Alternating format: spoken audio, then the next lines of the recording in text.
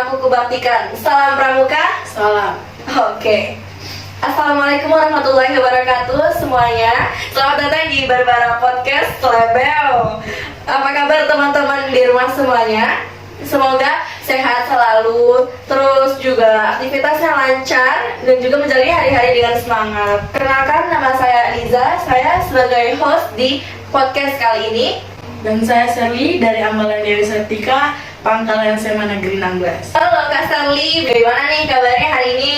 Puji syukur di hari yang cerah ini kabar saya baik. Bagaimana dengan Kak Elijah sendiri? Alhamdulillah baik banget dan bersemangat pastinya karena mau ketemu Kak Sherly nih, sharing-sharing juga. Oh iya Kak Sherly, pada kesempatan kali ini kita bakal membahas alasan kenapa generasi milenial harus mengikuti pramuka.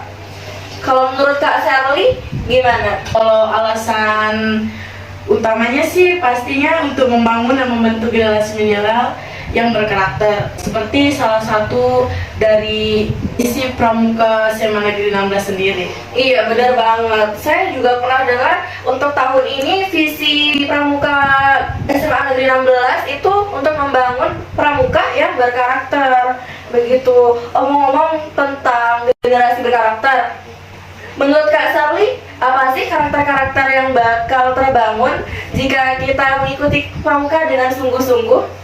Kalau menurut saya sih melatih jiwa-jiwa kepemimpinan sejak dini. Misalnya nih di dalam satu sangga nih, kan pasti ada ketua sangganya. Dan menjadi ketua sangga itu pasti perlu jiwa-jiwa kepemimpinan karena mempunyai tanggung jawab untuk berkoordinasi dengan Mengkoordinasikan anggota anggotanya sangganya gitu. Kalau menurut Kak Elijah sendiri? Kalau menurut saya, karakter yang bakal terbentuk kalau misalkan kita mengikuti kegiatan pramuka dengan sungguh-sungguh, ya disiplin sih pastinya.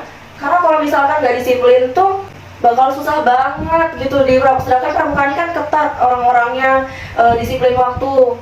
Nah, saya punya pengalaman sih waktu itu dihukum gara-gara terlambat. Kalau Kak Sherly gimana? Pernah sih jalan jongkok nih sampai ke barisan gara-gara terlambat lama di perjalanan. Kalau Kak Liza? Kalau saya waktu itu kan sebelum pandemi kita masih di lapangan ya, pramukanya itu terlambat juga sih sebenarnya. Itu parah banget, gak boleh diulangin ya, jangan ya teman-teman. Itu gak disiplin waktu namanya, makanya jadi dihukum lari 10 kali keliling lapangan. Wow, itu susah. Wih, itu capek banget sampai kurus kelingking saya. Baru kalau misalkan dihukum, Kak Sherly ada dendam tersendiri nggak tuh? Apanya sih tidak gitu. Ya itu untuk pelajaran kita aja gitu, agar tidak mengulanginya. Kalau dengan kakak ada dendamnya nggak?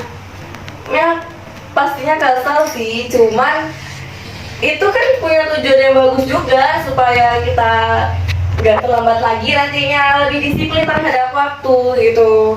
Terima kasih banyak buat Kak Sherly udah nemenin saya sampai sejauh ini, udah sharing opini juga. Mungkin udah cukup sampai sini. Ya sih, sejujurnya saya sudah tidak tahu mau ngomong apa lagi. Jadi sekian dari saya, terima kasih. Untuk Kak Elijah silahkan menyapa bintang tamu selanjutnya. Dadah. Oke, bye-bye. Terima kasih banyak Kak Sherly. Hati-hati. Oke, teman-teman, let's continue to our guest.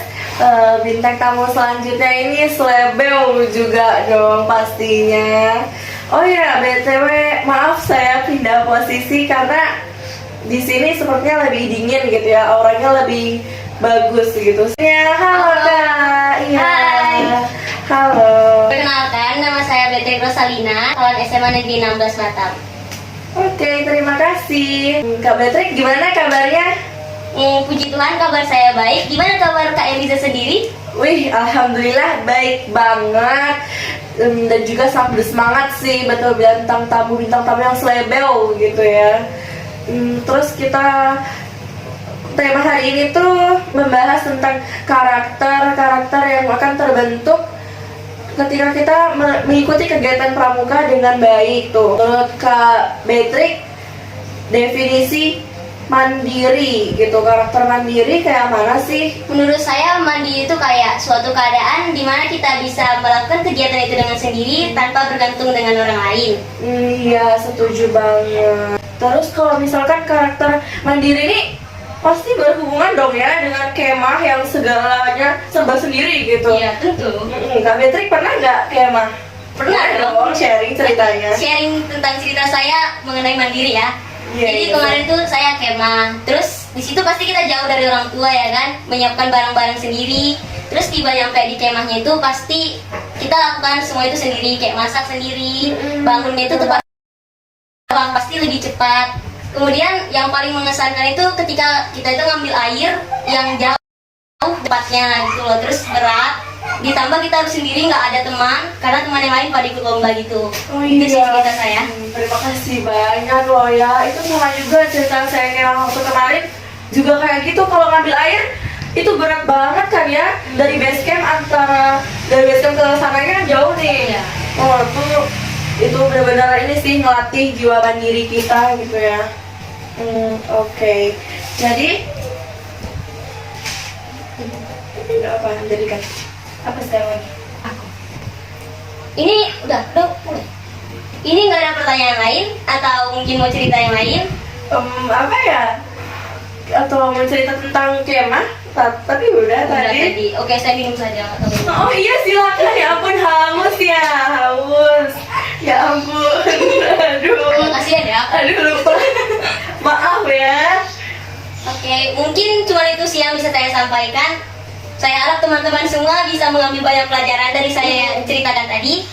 Mungkin cuma itu, terima kasih. Sama-sama, terima kasih banyak juga. Bye-bye Kak Beatrix. Bintang tamu mau ketemu selanjutnya, ketemu terakhir nih. Jangan bosan-bosan ya. Oke, boleh perkenalkan diri dulu Kak. Halo, nama saya Anggun Caroline. Saya dari Ambalan, dari Sartika. Saya pangkalan SMA Negeri 16 Batam. Oke, terima kasih Kak Anggun. Jadi pada kesempatan kali ini kan topik kita alasan generasi milenial untuk mengikuti pramuka. Itu alasannya kan untuk membentuk karakter pada generasi milenial nih. Menurut Kak Anggun, karakter seperti apa sih yang bagus gitu? Di pramuka kan diajarin kayak kepedulian terhadap sesama dan terhadap lingkungan. Oh iya, Nah, itu yang sesuai dengan dasar Dharma yang kedua kan. Terus kalau kepedulian terhadap sesama itu kayak kita tuh mengikuti bakti sosial gitu. Kayak jika teman kita tuh menghadapi bencana atau kesulitan, kita tuh kan pasti ngadain kayak yang namanya itu donasi kan, agar kawan kita tuh terbantu gitu kan. Terus dia nggak merasa terpuruk gitu. Jadi itu kayak ngerasa nggak menjadi apa ya, nggak terbebani karena kita udah ngasih donasinya gitu. Iya, nggak merasa sendiri gitu ya, memberikan uluran tangan kepada sesama Iya, ya. karena kan kita makhluk sosial gitu kan. Jadi kan makhluk sosial itu kan harus Saling membantu dan peduli. Terus itu nggak bisa hidup sendiri karena harus membutuhkan bantuan orang lain. Iya benar banget. Kalau misalkan poin kedua yang Kak Anggun sebutin tadi tuh, Nah, kalau yang kepedulian terhadap lingkungan itu kayak ya kita tuh harus menjaga alam gitu lah ya. Kita tuh nggak boleh buang sampah sembarangan, harus bener banget. pada tempatnya juga. Terus kita tuh harus pandai mendaur ulang. Ya seperti yang di pramuka juga diajarin kan kayak bikin kerajinan dari daur iya ulang. pernah ya. Terus apa lagi kira-kira ada nggak? Ada segitu aja sih. Mungkin segitu aja mungkin ya. Oke, jadi dari Kak Anggun segitu aja nih untuk topik kali ini. Oke, semuanya mungkin selesai sampai di sini podcast kita hari ini.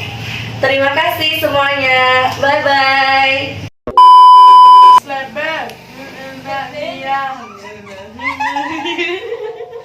Seriusan di video? Iya.